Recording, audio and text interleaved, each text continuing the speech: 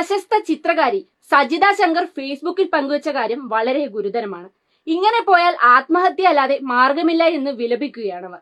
കാരണം തിരുവിതാംകൂർ സഹകരണ സംഘത്തിൽ നിക്ഷേപിച്ച പണം തിരികെ കിട്ടാത്തതിനാൽ ജീവിതം തന്നെ വഴിമുട്ടിയ സ്ഥിതിയാണ്. മുഴുവൻ സമയ ചിത്രകാരിയായ സജിതയ്ക്ക് ബാങ്കിൽ ഉണ്ടായിരുന്ന കുറച്ചു പണമല്ലാതെ മറ്റു മാസവരുമാനം ഒന്നും തന്നെയില്ല. കഷ്ടമാണ് കാര്യങ്ങൾ. ആർക്കായാലും സങ്കടം തോന്നും. പക്ഷേ വളരെ കുറച്ച് മാധ്യമങ്ങൾ മാത്രമേ ഈ വാർത്ത റിപ്പോർട്ട് ചെയ്തിട്ടുള്ളൂ. അതെന്താണ് അങ്ങനെ? സർക്കാരിനെതിരെ തിരിക്കാവുന്ന വാർത്തയായിട്ടും മാധ്യമങ്ങൾക്ക് എന്തേ ഇരുമൗനം? വേറെ ഒന്നും കൊണ്ടല്ല, ഈ ബാങ്ക് ഭരിക്കുന്നത് BJP ആണ്. BJP നേതാവ് MS കുമാർ ആയിരുന്നു ബാങ്ക് പ്രസിഡന്റ്. ഈ നേതാവും സംഘവും ചേർന്ന് ഏതാണ്ട് 32 കോടി രൂപയാണ് തട്ടിയെടുത്തത്. നിക്ഷേപകർക്ക് 5 കോടിയോളം രൂപ കിട്ടാനുമുണ്ട്.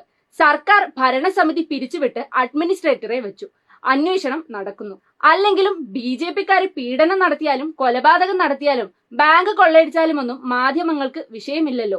ആശുപത്രി ചികിത്സയ്ക്കും മക്കളുടെ കല്യാണത്തിനും വീട് പണിക്കുമൊക്കെ കരുതി വെച്ചിരുന്ന പണം പിൻവലിക്കാനാവാതെ വന്നിരിക്കുന്നത് സജിതയ്ക്ക് മാത്രമല്ല, നൂറുകണക്കിന് പാവപ്പെട്ട ആളുകൾക്കാണ്. സജിത നിവൃത്തികേട് കൊണ്ട് പറഞ്ഞ കാര്യം പലരും പറഞ്ഞില്ല എന്നേയുള്ളൂ. BJP-ക്കാരെ വിശ്വസിച്ച് പണം നിക്ഷേപിച്ച പലരും ആത്മഹത്യയുടെ വക്കീലാണ് എന്നതാണ് സത്യം.